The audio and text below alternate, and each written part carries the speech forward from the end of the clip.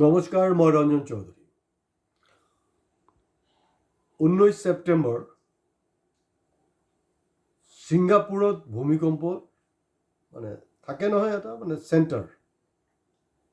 এই চেণ্টাৰ আহি পালে অসম, আৰু পিছত দেখা গৈছে বম্বেটো অলপ চুইছে। এইটো শেহতীয়াকৈ বম্বে ইণ্ডাষ্ট্ৰিটো এইটো চুইছে, আৰু অসমৰ উৎপত্তিস্থল যোনটো, তাত কিন্তু স্তব্ধ হৈ গৈছে। মোটামুটি অসমত ভূমিকম্পৰ যি জোকাৰণি এই মুহূৰ্তলৈকে কিন্তু চলি আছে। আজি দিনটোতো চলি আছে।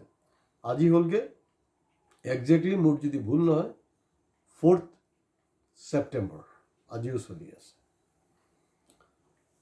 কথাটো হ'ল যে মই নিজৰ মানুহ হওক, আন মানুহ হওক, মই সকলোকে চান্স দিওঁ।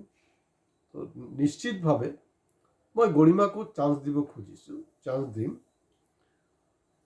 তো এই 19 তাৰিখৰ পৰা যি জাৰ্ণি, তাৰে খুব চুটি এটা মই ভিডিঅ' বনাই আছোঁ। তো আপোনালোকে শেষলৈকে চাব। সেইটো এতিয়া দেখিছোঁ বহুতে ভয় খাই আছে। এনেকুৱা ভয় মইতো আচৰিত খাইছোঁ যে ধৰি লওক কোৰ্টৰ জাজ, ৰিটায়াৰ্ড জাজ, তেওঁলোকো ফোনত কথা পাতিবলৈ মোৰ লগত ভয় খাইছে।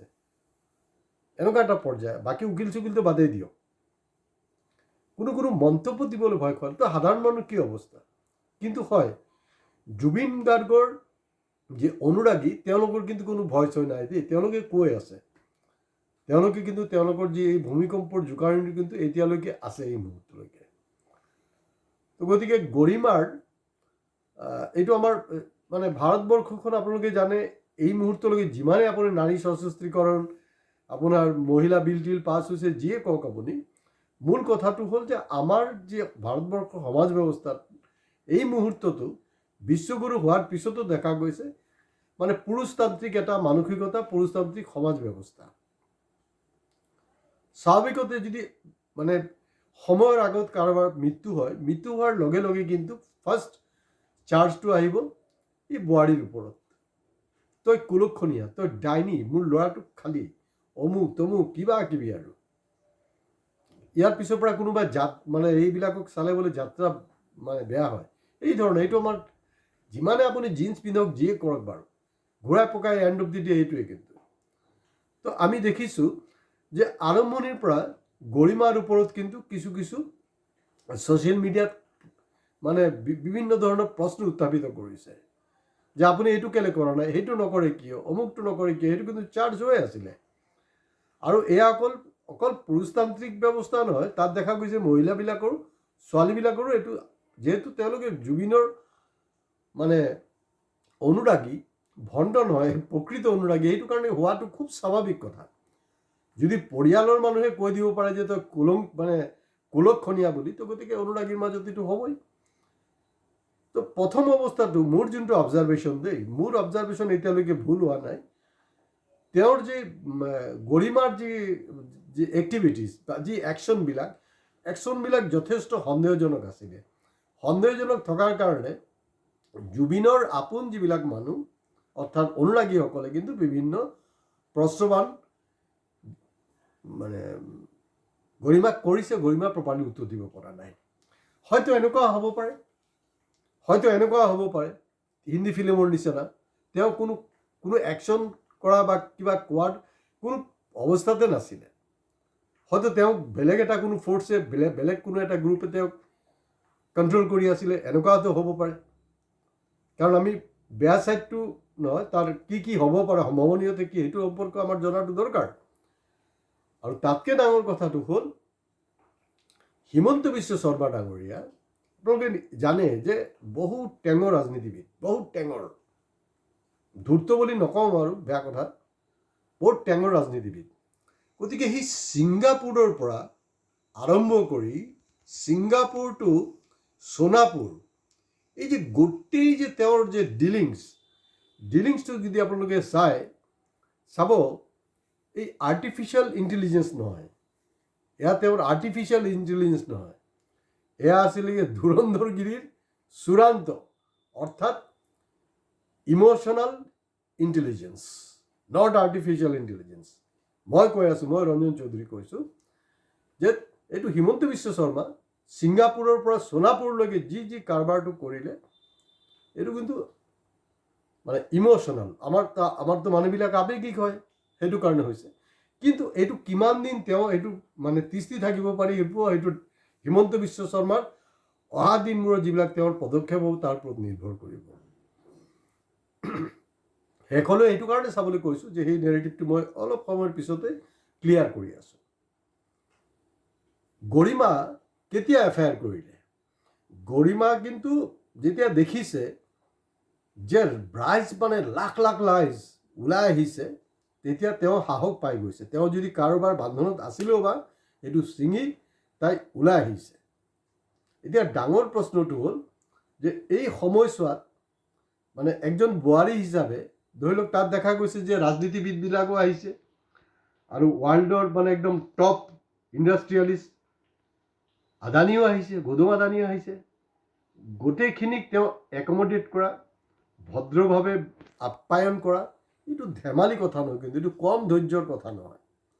গতিকে এই গোটেই বস্তুটোক তেওঁ শেষলৈকে চলাব পাৰিবনে নাই সেইটো বহুত ডাঙৰ কথা।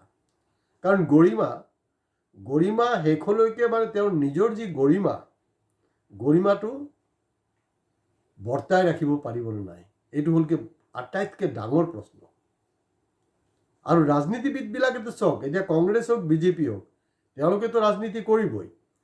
আৰু এই যে আমাৰ মূৰ্খ কংগ্ৰেছী কেইটা আছে নহয়, বহুত সৰু, ইহঁতে মোক ফ'ল' নকৰে। আকৌ কিছুমানে ভাবি থাকে মই কংগ্ৰেছৰ মানুহ। মই কংগ্ৰেছৰ মানুহ নহয়। কি বুলি ভাবিছে আপোনালোকে? 2026 যদি খুদা নাখাস্তা কংগ্ৰেছ আহি যায়, মই কি ইহঁতক খুদা এৰি দিম নেকি? জুবিনো যেনেকৈ কৈছিলে মানে মই কংগ্ৰেছ বা বিজেপি বুলি কোনো হেৰি নাই, মোৰ দৃষ্টিভংগী তেনেকুৱাই। মই চিধা কথাটো সেইটোৱে যে এতিয়া বহুত পিছ পৰি আছে। মোৰ ফাৰ্ষ্ট এপিছড 19 ছেপ্টেম্বৰৰ ঘটনা হোৱাৰ লগে লগে মই যে নিজক জুবিনৰ খুৰা বুলি কৈছিলোঁ, কেলে কৈছিলোঁ, যদি চিৰিয়েলি চাই, যদি মোৰ চেনেল ছাবস্ক্ৰাইব কৰে, তেতিয়া তাৰ কানেকশ্যনটো এইটো পাই যাব। হিমন্ত বিশ্ব কিন্তু কোৱা নাই এই ৰঞ্জন চৌধুৰী মালটো ক'ৰ পৰা টপকিলেহে হেৰি খুৰা হৈ। হিম্মত নাই হিমন্ত বিশ্ব শৰ্মাৰ। কাৰণ হিমন্ত বিশ্ব শৰ্মাৰ অনুৰাগীও কিন্তু জুবিনৰ যেনেকৈ অনুৰাগী, তেওঁৰো অনুৰাগী আছে, অনুৰাগী কিন্তু চাই আছে। আৰু সেইদিনাখনৰ এপিছড 19 তাৰিখৰ এপিছড চাব, মই য'ত কৈছিলোঁ যে CBI নহয়, কাৰণ তেওঁলোকৰ ছাকচেছ ৰেট মাত্ৰ 2%। তেওঁ কিমান বঢ়িয়াকৈ গেমটো খেলিলে, ছাকচেছ ৰেট 2%। মই প্ৰথম দিনাখনেই কৈছিলোঁ যে বৰ্তমান ভাৰতবৰ্ষৰ সুপ্ৰিম কোৰ্টৰ চিফ জাষ্টিছৰ তত্বাৱধানত এইটো এটা ক্ৰিমিনেল কেছ, মানে জুডিচিয়াৰী মেটাৰ, সেই বস্তুটো তাৰ যোগেদি এইটো নিষ্পত্তি হ'ব লাগিব। এতিয়া চাওক, হিমন্ত বিশ্ব শৰ্মাৰ টেঙৰ মানুহ, এওঁতো ঠিক ধৰি পেলালে। তেওঁৰ অনুৰাগীবিলাকে কিন্তু মোক ফ'ল' কৰিছে। কংগ্ৰেছে কি গৌৰৱ, কি সৌৰভ, অমুক তমুক যি আছে, দেৱব্ৰত কোনো নহয়, অখিলতো অখিলে আৰু নাচি থাকে। সিও কি কম পলিটিক্স কৰি আছে নেকি? লুৰিং। তাৰতো এতিয়ালৈকেতো সি আছুৰে নেতা হৈ আছে দেখোন। আছুৰ যে গুণটো আছে এতিয়াৰ পৰা তাৰ গাৰ পৰা যোৱাই নাই। এতিয়া চামকানো কৈছে স্পেচিয়েল ইনভেষ্টিগেশ্যন নহয়, মোৰ কেছ CBI ED ৰেফাৰ কৰিবলৈ। চাওকচোন, আৰু ঠিক জেগাত ধৰিছে হিমন্ত বিশ্ব শৰ্মা। চাওক, পলিটিক্স কোনে কৰি আছে? পলিটিক্স এওঁলোকে কৰি আছে। তাৰমানে চামকানো জানে যদি মই CBIৰ ওচৰলৈ যাওঁ বাচি যাম। আৰু এই যে জ্ঞানী আৰু মূৰ্খকেইটা কংগ্ৰেছৰ নেতাকেইটাই গম নাপায়। আৰু ঠিক এইটো কংগ্ৰেছে উত্তৰ কি দিব? কিবা উত্তৰ আছে নেকি? কোনো উত্তৰ নাই।